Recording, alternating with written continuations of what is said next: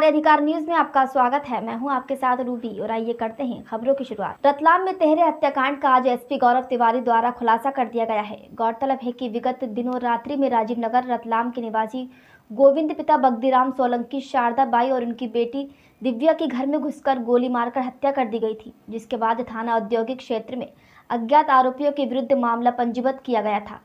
इस मामले में 200 से अधिक सीसीटीवी कैमरे खंगाले गए और 7000 से अधिक कॉल डिटेल का सहारा लिया गया।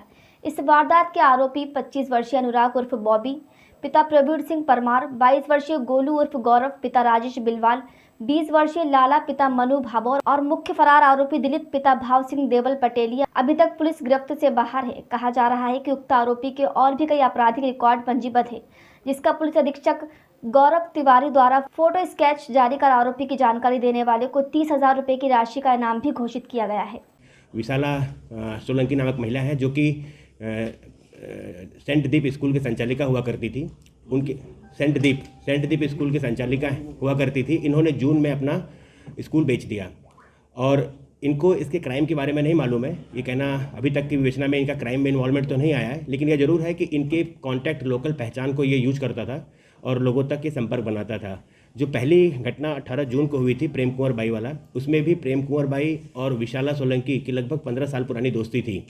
जब जून 2020 में विशाला सोलंकी ने अपना सेंट दीप स्कूल बेच दिया, ये बात प्रेम कुंवर बाई को जब पता चली तो उन प्रेम कुंवर बाई ने उसे आगे बढ़कर फ़ोन लगाया कि अगर तुम चाहो तो मेरा मकान नीचे का पोर्शन जो है वो खाली है, 4 कमरे हैं उसमें, और आप चाहें तो यहाँ पर किराए पर रह सकती हैं। ये बात विशाला सोलंकी ने अपने भाई और दिलीप देवल, जिसे ये अपने बड़े बेटे की तरह मानती थी, उसके समक्ष रखी।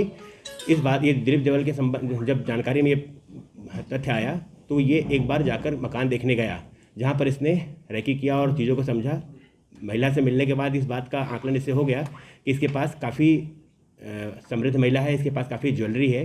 इन चीज़ों को जानने के बाद इसने अपने 2 अन्य साथी, जिसमें इसके एक बड़े पिताजी का लड़का है हेमंत देवल और दूसरा है सुमित, इनके साथ मिलकर इस घटना को अंजाम देने का प्लान बनाया। और इन दोनों ने, जो सुमित और दिलीप है, ये घर में अंदर घुसे। घटना जो है 18 तारीख की दोपहर 12 बजे की है, जो हम लोगों को रात में बॉडी मिली थी और नेक्स्ट डे पता चला था पोस्टमार्टम के बाद कि इसके सिर में गोली है। वो अभी तक इनका कहना है कि 12 साढ़े 12 बजे के बीच घटना को इन्होंने अंजाम दिया था। वहाँ से भी ये महिला की ज्वेलरी और कैश आदि चीज़ें लूट कर ले गए थे। इवन मोबाइल फ़ोन भी ले गए थे, जो पुलिस ने जब्त किया है, ले गए थे। और वो संपत्ति जो थी वो दिलीप देवल, सुमित और हेमंत, इन तीनों ने आपस में डिस्ट्रीब्यूट की थी।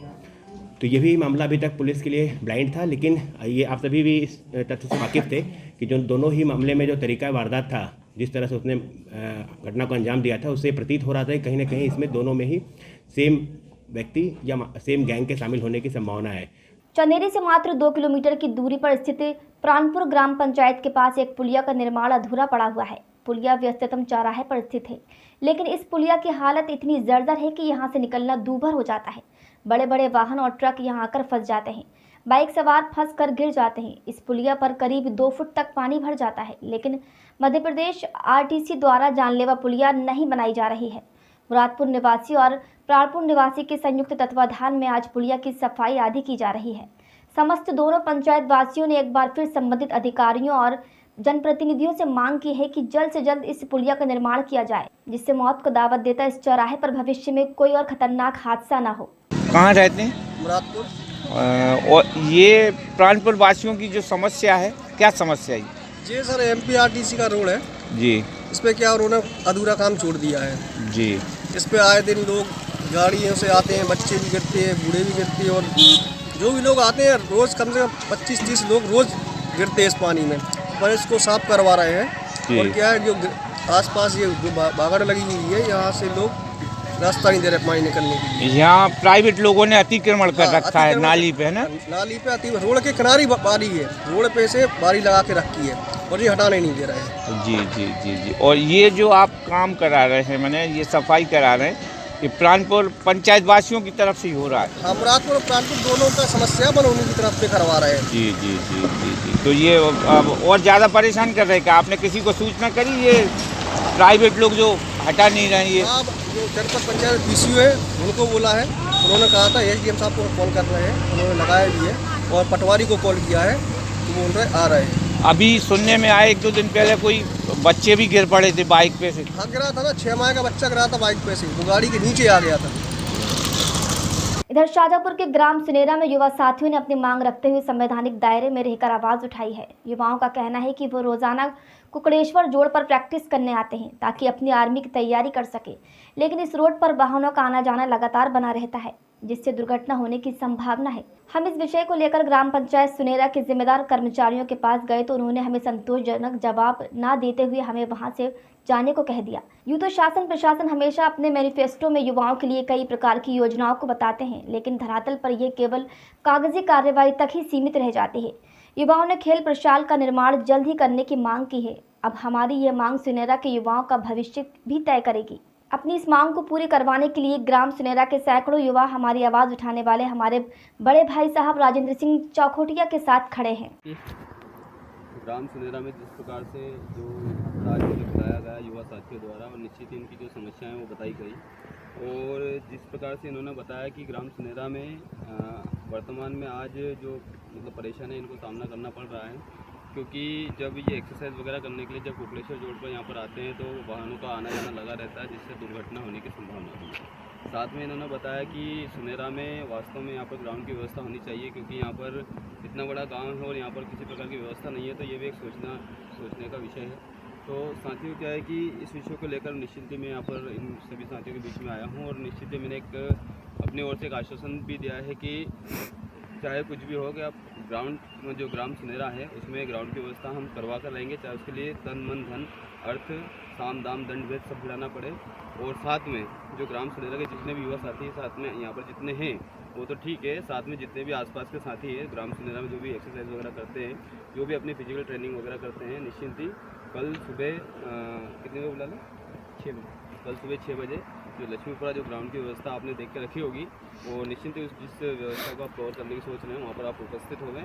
खबरों में आगे बढ़ते हुए बात करेंगे मंदसौर की, जहां नीमच जिले के मनासा में किसानों ने सरकार के खिलाफ मोर्चा खोल दिया है। किसानों ने जमकर नारेबाजी करते हुए भारी भरकम बिजली के बिल की होली जलाई। गौरतलब है कि पंजाब, हरियाणा और पश्चिम उत्तर प्रदेश के किसान इन दिनों दिल्ली में केंद्र सरकार के नए कृषि कानून का विरोध कर रहे हैं। इसके लिए दिल्ली की सीमाओं पर हजारों की संख्या में किसान जमा हुए हैं और वो लगातार धरने पर बैठे हुए हैं। वहीं किसान विरोधी बिल के समर्थन में मनासा में आज कोर्ट परिसर के सामने किसानों ने हाथों में पोस्टर लेकर नारेबाजी करते हुए बिल की होली जलाई। इस समर्थन में किसानों के साथ अन्य सामाजिक संगठन और वकील भी शामिल हुए।